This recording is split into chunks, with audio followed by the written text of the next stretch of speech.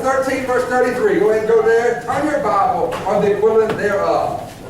The Numbers, Matthew, Mark, Luke, John. Numbers 13 and 33. I'm going to say that. Some kid, I'm going to mess some kid up. I don't mean to do that. Hallelujah. Numbers 13 and 33. You ready? Yes. And then we saw the giants, the sons of Anak, which came of the giants.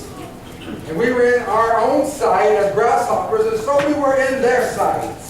Let's read that again, shall we?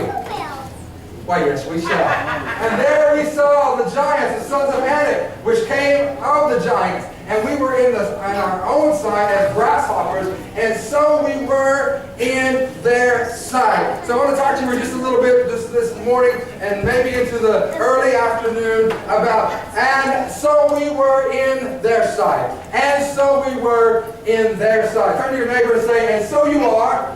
So you can turn to your neighbor, in their sight. And so you are in their sight. Let's pray. Heavenly Father, Lord, I thank you for another opportunity to be in your house. Thank you for another chance to worship with you. God, thank you for your wonderful people being in the house of God today. God, I give you praise, I give you honor, I give you glory. As you touch this place like you never have before, like the wind of the Holy Ghost. Blow through this place and knock us on our tail end, Father. Lord, move in this house today, Father. In Jesus' mighty name we pray. And everybody said, Amen. Amen. On my way back from Memphis, Tennessee yesterday, because you know I've been living on the wrong side of Memphis.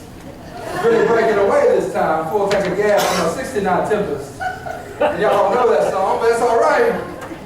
I was on my way back from Memphis. I drove by the biggest Pentecostal church I've ever seen in my life. It looked like a cathedral on a hill.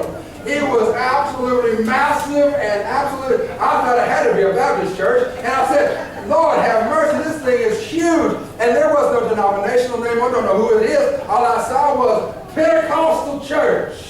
And this thing was absolutely a mausoleum, beautiful. And I thought to myself, how come we don't see ourselves like they saw themselves? Amen. It had 2 wings. How come we look at ourselves like grasshoppers? That thing is massive.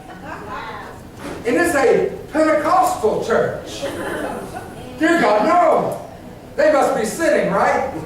Because they must be sinning because they have a vision for something great. And I went by there 2 years ago, but I didn't remember it being that big. But I drove by yesterday, and I was like, God, thank you for dropping this into my spirit. Because, man, I'm telling you, and so we are in their sight. What I'm talking to you about this is in Numbers 33:13, he says that we were grasshoppers in our own sight. And as we thought of ourselves, they thought of us. Come on, preach, Brother Jeff. I'll be over with you. As we think of ourselves, so does everybody else think of you. Come on. How do they think about you? How does the world perceive you? How do they look at your life and they say, are you what you say you are? Are you something different than what you say you are? Is there a church you and a Walmart you? Is there a church you and a Navarro you? Is there a church you and a Wrangler you? Is there a church you and somebody else? What's going on in your life? Can somebody look at you and perceive who you are by what you perceive yourself to be? Come on, help me a minute. So listen, so we are in their side as grasshoppers. So who are you today? If you've been around me at all, you know the answer to that. Who are you today? Who are you today? If you are from here, if you've ever heard me preach, you know that you're number one, what? A child of God. Amen. That's who I am.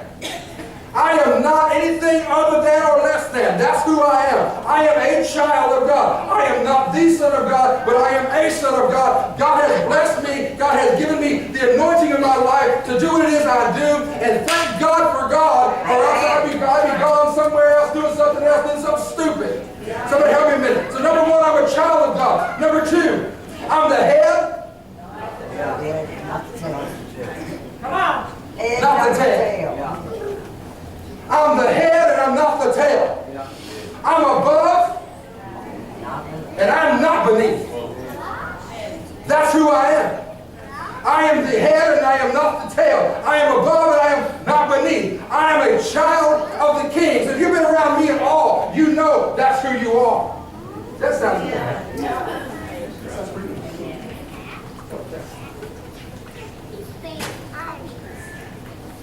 I want to thank them for finishing the stage. Man, it looks good. Would you give Mark and George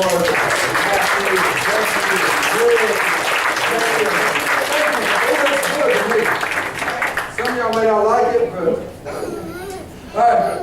but we'll pray for you. Yeah, so listen, it looks good. I appreciate them. They worked hard all week to get that done so you can have something nice this morning. That's Saturday, Wednesday night. Fix the light switch. Thank you. I appreciate it. I didn't fix it. I mean, they did a great job, and I appreciate them so much for doing that. And well, I wanted this to be a surprise for everybody when they got back. Y'all didn't even notice when you got back because y'all didn't come in, did you? Did you? Okay, I didn't know if you did. I just wanted to be a surprise. I wanted it to be a surprise that it was done. And thank you guys so much for doing that. You worked really hard, and I appreciate it. And they didn't even fight. They had fun doing it. Can you believe they worked for the Lord and had fun and didn't argue about who was going to drive the nails? It's something great. It's amazing. Mark. They elected Mark. All right, here we go. Listen. We know in our heads who we are. I don't know what Brother Dean has been teaching on Sunday mornings. I saw you had a little leaflet thing. But can I tell you that that's great? That's wonderful. But unless you get it in your spirit, it's not going to matter until beings. I don't know what, I do know because I have it written down, what Norma and Jamie and Shirley are teaching those kids. But until those kids get it into their spirit, it does no good. I don't know what lesson right now that Joey's on in the back. I don't have any idea. You know, I just don't. You know, I know that some pastors micromanage everything, and I don't micromanage everything. You know, if I didn't trust you, I wouldn't let you do it. And so I appreciate them, their willingness to work and to serve. And so, but until they get it not in their head, but in their spirit, it does you no good. Listen, I can tell you, I can yell at you, and I can scream at you and spit at you and tell you how wonderful you are and what you are and how God loves you and that you're the number one and God's got you number one and He's the only thing that matters. And man, you better get that. You better get that in your spirit. I can tell you that all day, and I can jump up and down, get some pom-poms, and I can do all that stuff and be your biggest cheerleader. But until you get it into your spirit, you'll never be more than a grasshopper. Snatch this pebble from my hand. That dates me, doesn't it? Grasshopper.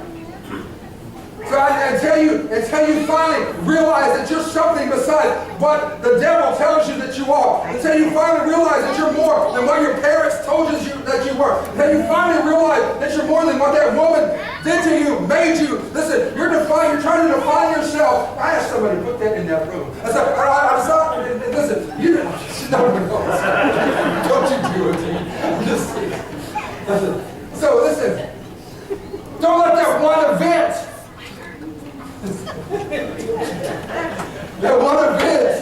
define who you are. Sorry, Jeff. Don't let that one event define who you are. Don't let that one event change who God made you to be. Who are you? I'm a child of God. I'm above and I'm not beneath. I'm the head, not the tail. I'm a child of the King. That's who I am. But what am I going through? What you're going through is temporary. He is eternal. He is eternal. So do you see yourself as a grasshopper still? Now in your spirit you say, well, I mean in your head you say, no, I know, Brother Jeff told me I'm a child of God. Brother Jeff told me I'm a head, not the tail. Brother Jeff told me I'm above and not beneath. Brother Jeff told me I'm a child of the King. Brother Jeff told me that. I know. I get it in my head. But in my spirit, who are you in your spirit? That's what counts. Woo, Jesus, it's a tough crowd, but I'm going to preach anyhow. Preach anyhow. It's a tough crowd. Listen, I know in my head that why don't we live it out in our lives that I'm a child of the King? Listen, I don't want you to be arrogant, but I want you to be confident. I don't want you to be arrogant, but I want you to be confident in who your Father Father is? Who is He?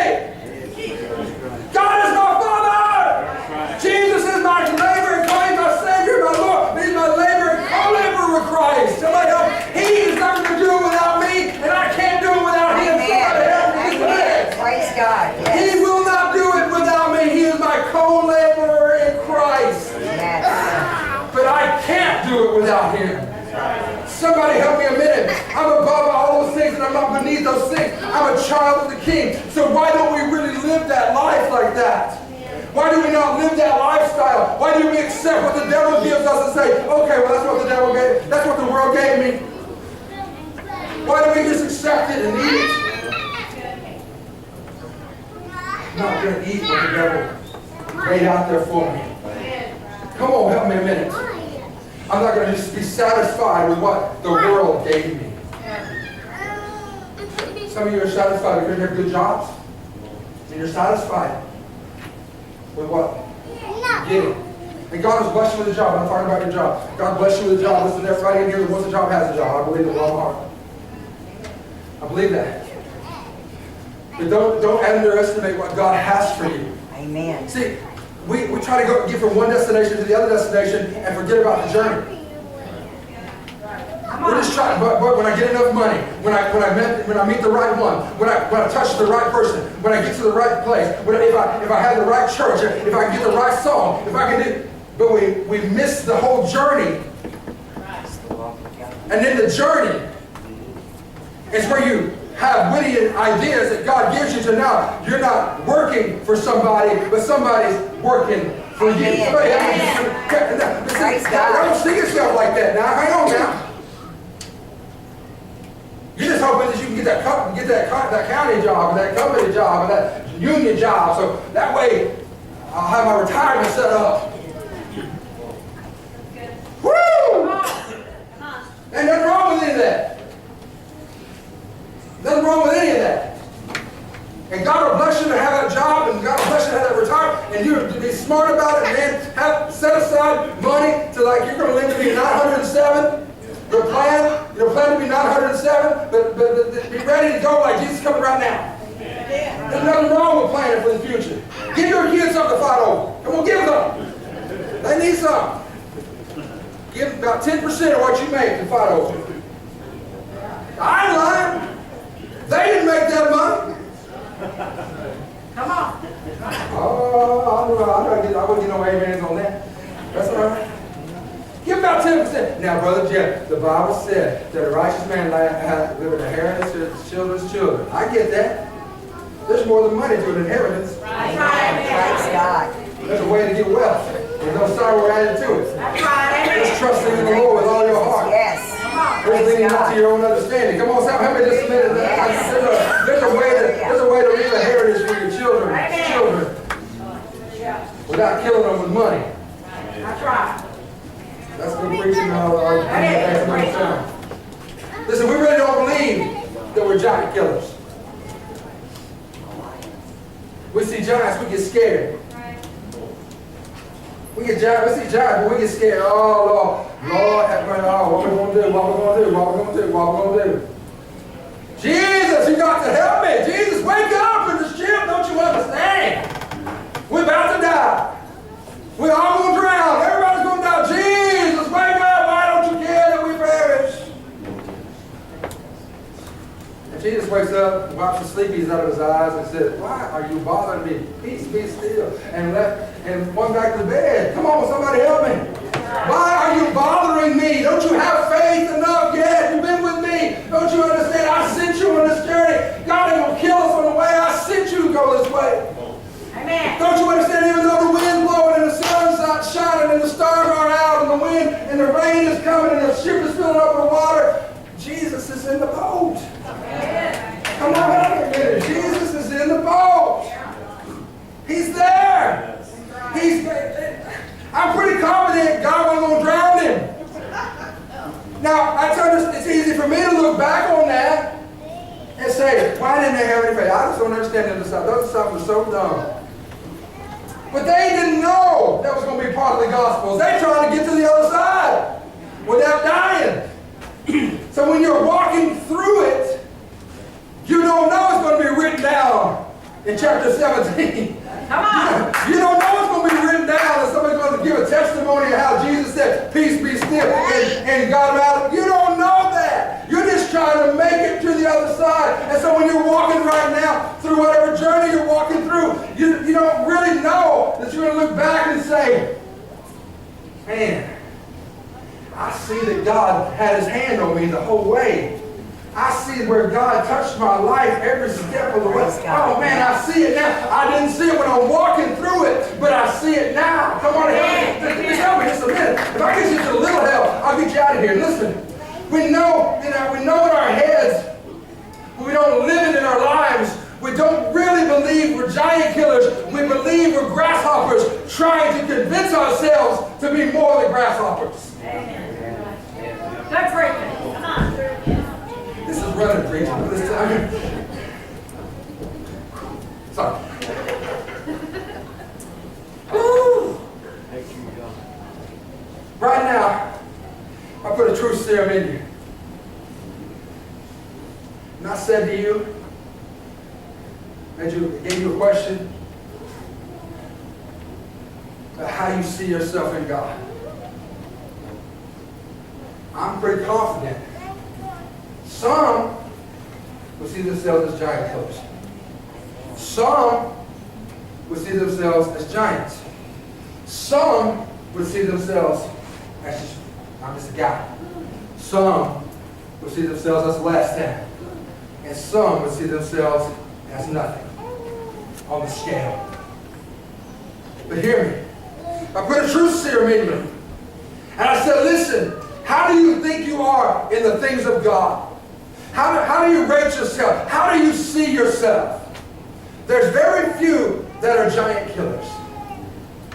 84%, if I got my math right, of the spies that came back, I think it's 83.333333336, okay, came back and said, we cannot take over this land because there's giants in the land. 84% said we can't do it. 16% said, yeah, we can. Yeah, we can. See, God don't need everybody. God just needs somebody. Amen. God don't need everybody. God don't need everybody to be crazy. He just needs somebody to be crazy. God just needs somebody to say, you know what? I don't care who you are today. I don't care what you perceive yourself to be. I perceive you as a giant killer. I see you as somebody. Listen, and when you perceive yourself as a giant killer, guess what the world perceives you as? A giant killer. They don't see you as a grasshopper anymore. They see you as a giant killer. And so can I just share a couple more things with you, and I'll leave you alone. If we truly believe that we're giant killers, nothing would stop us from living in the land of promise. Nothing. Amen. Not one thing would stop you from living in the land of promise where God has promised you in your life. Now listen to me. What has God promised you? Help me now. Has God ever promised you anything? Amen. Yes. Well, I don't know. I don't know if it's the voice of God or the voice of the devil. Really? Really? You better get right with God. Amen. If you don't know if the devil's talking to you or God's talking to you. But he's so tricky. Yeah, he is tricky. But my God, he said, my sheep know my voice and no other voice will they follow. Amen. Come on, somebody! Yes. Praise God. My sheep know my voice. Yes. The reason we get so many trouble is we listen to everybody else's voice but God's voice. Because Amen. everybody got an opinion. Amen. There's a good little saying that goes there, but I won't. Everybody's got an opinion. It's not everybody's opinion that matters. It's God's voice that matters. What did he say? What did he tell you to do? What did he say in his word he would do for you? Have you ever just listened to God and it didn't make a lick of sense to you? Okay, but I do that on a daily basis. Come on, it don't matter. It don't make a lick of sense. God, they don't need me to talk to them. God, they don't need me to call them. God, they don't need me to text them. God, they got all this. And I'll text somebody and they say, man, thank you. I needed to hear that today. Because I'm like, dude, I want to intrude into somebody's life.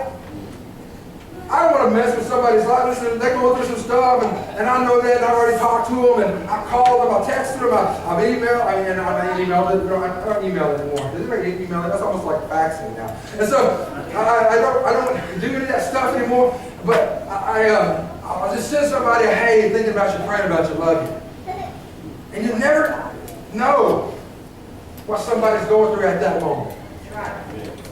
At that moment, somebody may be going through hell and high water, and they may be drowning and burning at the same time. Somebody help me. Okay, they don't know what they're going to do, where they're going, or what's going on in their life. But they just need somebody, they just need to know that God cares enough about them that somebody's thinking about them. Come on, help me. And so, whenever it doesn't seem like it makes a lick of sense, do it anyway. Do it anyway. Now, I didn't say jump off a bridge. Now, you're not listening to the Lord, are you?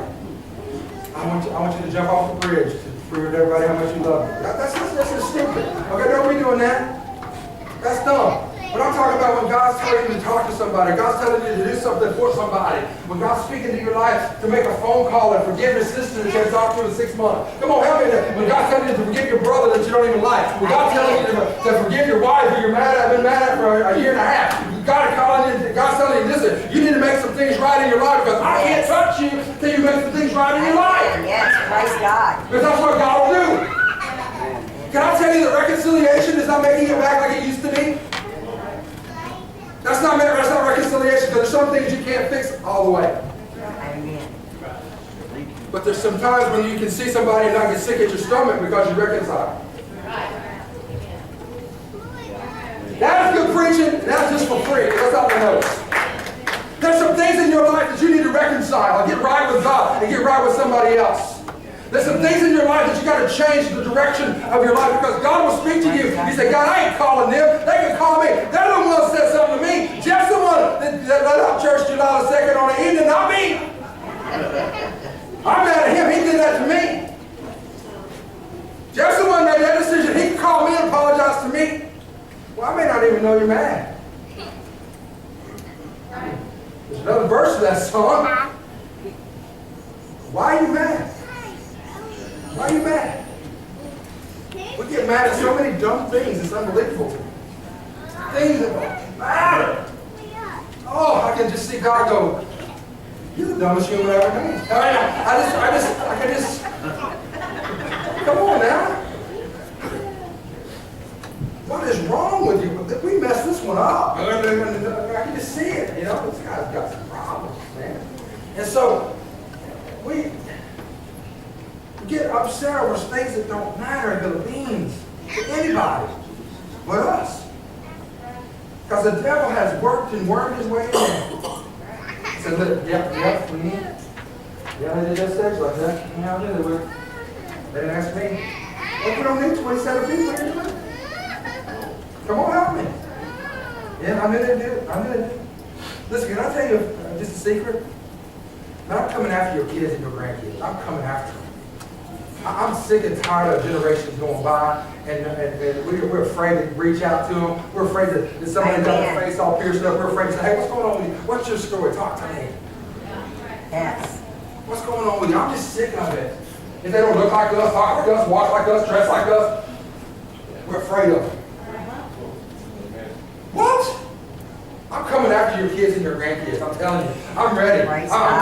Dude, I am coming after them with full. I believe it's a generation right there that listen, they don't care what anybody thinks about them. They don't care what you think about them. The only thing they care about is what their friends think about them. And there's a generation of giant killers out there we're not talking to and we're not touching because we're afraid of them.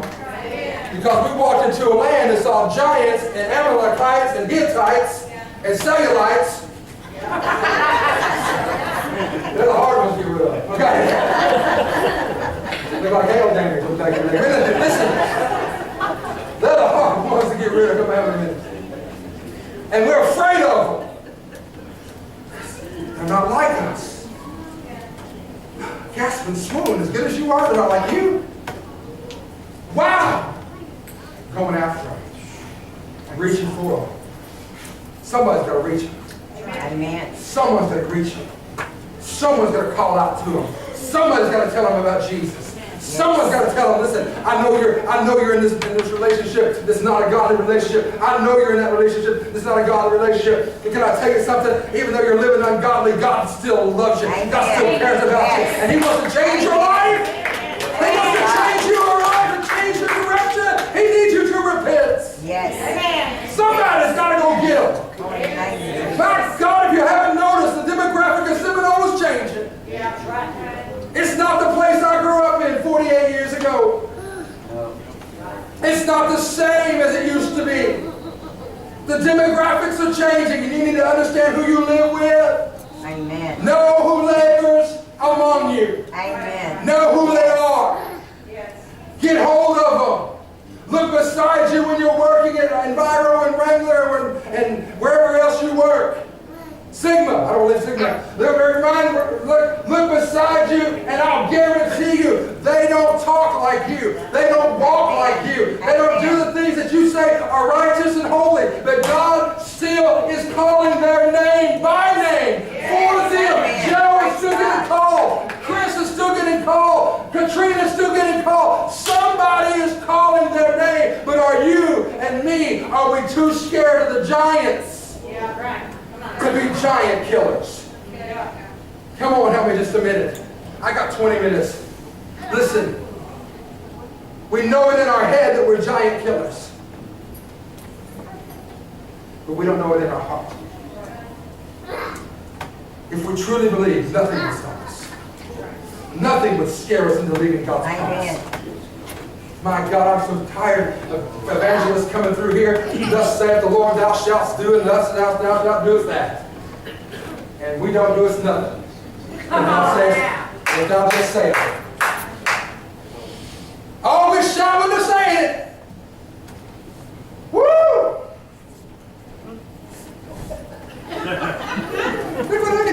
Okay.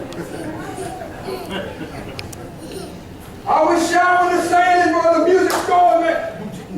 Yeah! Woo! 5 minutes later, what did he say?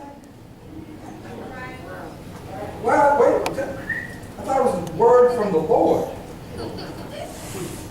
And we don't know 5 minutes later what a word from the Lord was. Ah, preach, Brother Jeff, I told you, y'all let me get all tired. Y'all know you're just all rested up. Let me get all burned up on the beach. Come on now. Y'all let me get all rested. Get y'all quiet now. I hope y'all listening. I get mad. Y'all get mad. Y'all get mad. Here we go. Nothing would scare us into leaving the God's promise. Nothing would be greater than a word from God. Amen. If we truly were giant killers, if we truly knew who we were.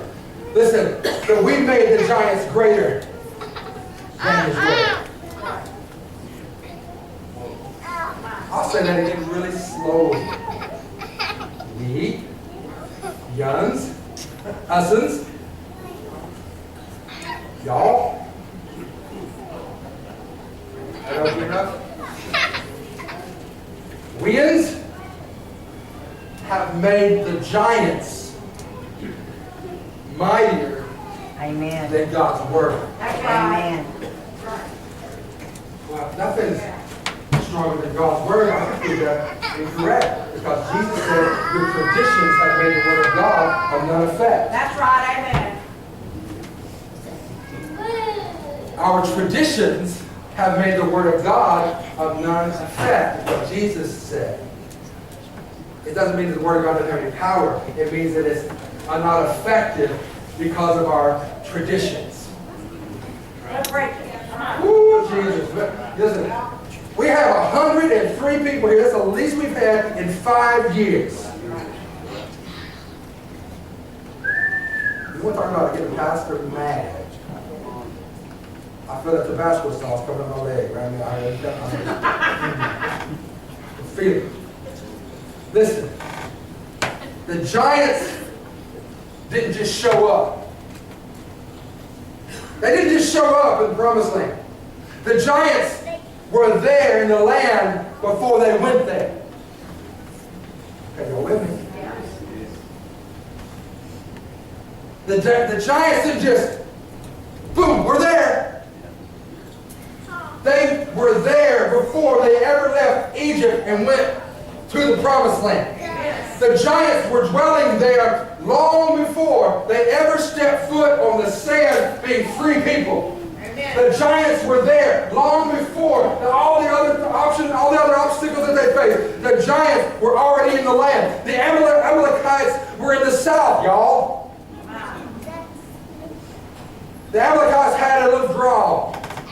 As in the south. The Hittites, the Jebusites, and the Amorites were in the mountain smoking dope. Listen, and the Canaanites were at the sea, dude. Okay, that's where the Canaanites were at. They were at the sea. The Hittites, the Jebusites, and the Amorites were in the mountains, and the Amalekites were in the south. And listen, they were there before God ever sent one Jew to the promised land. That's right. Yes. They didn't just show up to be a battle, because the devil knows what you're calling. Come on, the devil knows where God is planned for your God. The devil knows where God is turning your life. The devil knows if I can stop him now. The devil doesn't know everything. No, but he's been around a long time, and he's got a little bit of wisdom to know what God is doing in your life. Can somebody help me? Listen, the devil didn't know which baby was Jesus, so he just started killing all the babies. That's right. So he doesn't know exactly everything about your life, but he knows somebody is going to do what God has called them to do. And if I can stop them now. And so he puts giants, Amalekites, Hittites, and Canaanites in your path. And so whenever you sit there and you say, if I can get there, and the devil blocks your path with giants. He blocks your path with Hittites and Amorites and Jebusites and Canaanites. He blocks your path. 40 days they dwelled in the land. Y'all better get with it. Y'all going to miss the best part of this. Y'all get with me. 40 days they spied and they dwelled in the land. 40 days. 40. And they came back and said, 10 of them said, we can't do this. And Caleb got mad. We read through that, we don't ever act like anybody ever got mad at the Bible. And Caleb said, we're going to do that. I wish you guys really would get on my side. I really wish you would sit my way. Oh, guys, come on. We can do this. Come on, guys, come on. No, Caleb got mad. And Joshua got mad. And they said, what are you talking about? Have you lost every capacity in your mind? Have you lost your mind? What are you talking about? God sent us to this place, and you guys are so scared of your own shadow. You will not take this land that God gave us. Joshua and Caleb. Joshua and Caleb got so mad they tore their clothes because Moses and Aaron bowed down on the ground and cried out to God. And Joshua and Caleb didn't bow down to God. They tore their clothes and said, you gotta be kidding me. I've come all this way. I'm right here. I spent 40 days in here. It took 2 people to carry some grapes to you. And all you can say is, we can't do this. The people are too mean. Caleb and Joshua got ticked. Yes, praise God. I'll prove it to you. 40 years later, Caleb says, you remember that mountain you promised me? I want it now. 40 years he held a grudge. I want my mountain now. He was 80 years old when he got his mountain and went over there and just kicked the snot out of who was in his mountain. 80 years old, he didn't care. God promised me a mountain. I want it now. Give me my mountain. And Caleb walked in there and said, just so y'all know, I'm the new landlord. If you don't want killed, you better leave. And he went in there and took his business to his mountain. He said, my strength's the same. My eyes are not dim. I'm just as good now as I was 40 years ago. And somebody's about to get wrecked in here. You better leave. And they left. Why? Because Caleb knew who he was in God. Caleb knew exactly who he was. Caleb and Joshua weren't afraid. That didn't say they weren't scared. There's a difference. You can't help but sometimes feel afraid. There's a difference of feeling afraid and being afraid. Come on. That's another thing for another time. In times past, God had shown up and God had fought for Israel. Are you ready? You with me? In times past, walking from Egypt to the Promised Land, God had shown up and fought for Israel. Amen. The plagues got them out of Egypt. The Red Sea delivered them from the Egyptians for the rest of their lives. Manna dropped from heaven and fed them on the way. Amen. Yes. Quail came so much it was coming out of the mountains. Read your Bible, it's an interesting book. Water from a rock, the bitter waters made sweet. Come on. Amen. Yes. All those things were done by God for Israel. Amen. I am a firm believer, and God will change His way of blessing you so you don't get into a formula. Amen. Yes. Praise God. Yes. But God, you've always done it this way before. Yeah, but I'm doing it this way. See, I believe it's always, it's your turn, but it may not be your time. Yes. You guys remember being on the playground at school? How many went to school? Sweet, okay. On the playground, there was never enough swings for everybody. Okay, you had to run to the swings before the swing, right? Try to beat everybody to swing. And how many remember? Yeah, it's your turn, but the bell rang, so it's not your time. Come on. So you had to wait a day Yeah. to get your time, although it was still your turn. Oh, that's running preaching. I'm telling you. That's running preaching. Because even though it's your time, I mean your turn, we got to wait on God's time. Come on. Jesus, take the wheel. Help me just a minute. There it is. Listen. You ready? Woo, this is Florida. This is a Florida sermon. I wrote this one down in the hotel room. Oh, Jesus. You ready? This time God sent them to battle. He didn't show up with a wind blowing all that from the east.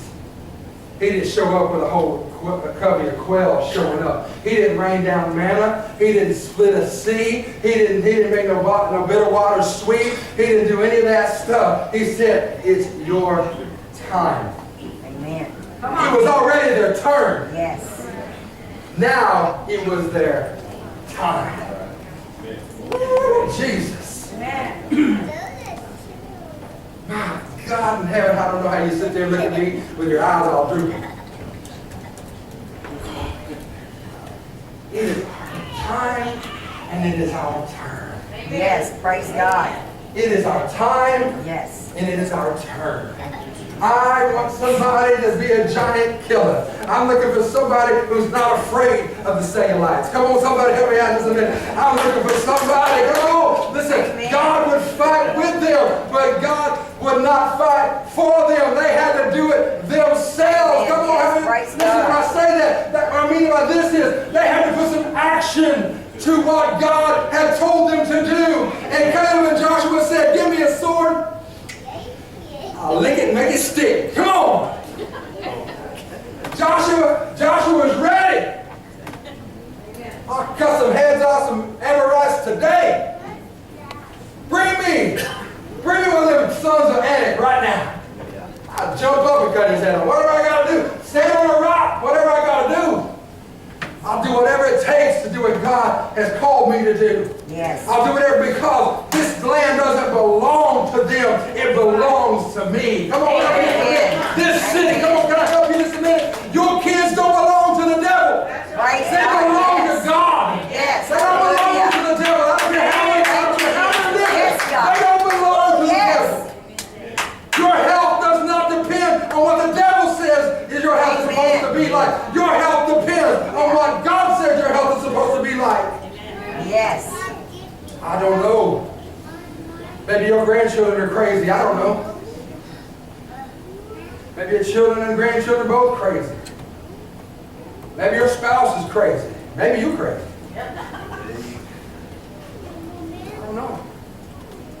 one thing I know is you'll get that sword out. You start fighting, God comes all right with you. Amen. Amen. Yes. Ooh, Jesus. Yes. Thank you, Jesus. God come right with you. You kill more people. Man, I'm telling you, you kill more enemies. Wow. Man. God anointed Samson. He snatched a jawbone of an ass and killed 2,000 Philistines. And we act like you found some old jawbone laying on the side of the road. Some dude had a donkey standing there, and the donkey's mouth just hanging. We need to go searching. Like, wait a minute, y'all stay right there. I gotta find a jawbone. No. He snatched a jawbone from some boy's donkey and killed some Philistines. Amen. He'll use what you put in your hand to use. And I'm going to preach tonight about another giant that God will use what the devil meant to kill you. Kill a giant in your life. Somebody got ready to submit this. Listen, I don't know what you're ready to fight for. I don't know if you're ready to fight at all. Sister Paula, can I use this example? It's you and the story you told me about not fighting hard enough for Greg. Is that okay if I use it? Okay. Paula and I have talked a lot. We spent a lot of time talking about some things. And she gave me an example one time that really spoke to my heart. She didn't even know it really spoke to me that well, but we was in a conversation and she spoke this. And she said, I didn't know the hell my son was fighting, and I didn't fight hard enough for him. Basically. I didn't know the devils my son was fighting, and I didn't fight hard enough for him. What are you ready to fight? Are you really ready to fight for your family? Amen. Well, I'm going to pray. And come on. Moses and Aaron fell on their face before God and prayed, but they didn't go to the promised land for another 40 years. There's nothing wrong with praying. And there's nothing wrong with falling on your face before God. I think we ought to do it every day. Amen. Amen. Yes.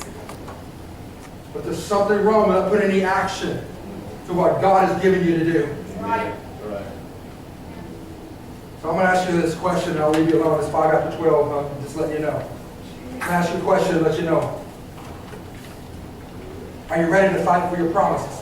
Amen. Come on. Amen. Amen. Yes. That means no. That response I got right there means no. I'm not. I'm not. I'm ready for God to fight for me. Are you ready? Amen. Yes. Praise God. You ready to fight for the promises that God gave? Are you ready to fight for your children? I mean, for real. Not just hope that somebody will come by, maybe someday God will send somebody by. Maybe they'll be drunk one time and fall into a church and get saved. I'm talking about, are you really ready to fight for them? Amen. Yes. Are you really ready to get a little bloody Yes. Praise God. in the battle? Praise God. Are you really ready to pick up a sword? This is spiritual, guys. Yes. I'm not talking about kill somebody. Amen. I'm talking about a spiritual battle. I got to clarify that. If somebody go, Brother Jeff told me to go kill someone. Brother, listen. Are you ready to fight for your health? Are you ready to fight for somebody else's health? Yes. Praise God. Are you really ready to fight for your spouse? Come on. Are you really ready to fight for your city? Are you really ready to fight for your neighbor across the street? We want to do all these amazing, big, wonderful things. But we can't follow simple instruction that God said. Come on. Listen, they weren't only fighting the inhabitants of the land, but they were fighting for themselves. Amen. What do you mean? They weren't just fighting the inhabitants. They were fighting for their freedom. They were fighting for the land flowing with milk and honey. They were fighting for the promised land. They were fighting for the place that they needed to be, that God had called them to be. That's what they were fighting for. They weren't fighting just for the simple sake to say, I was fighting. They had a future. And God had given them a future. Praise God. Come on. I've got to look at this church. You look at it. Now listen, let me just give a perspective. perspective here. Most people in the church look at it right now. I've got to look at it 20 years from now. Amen.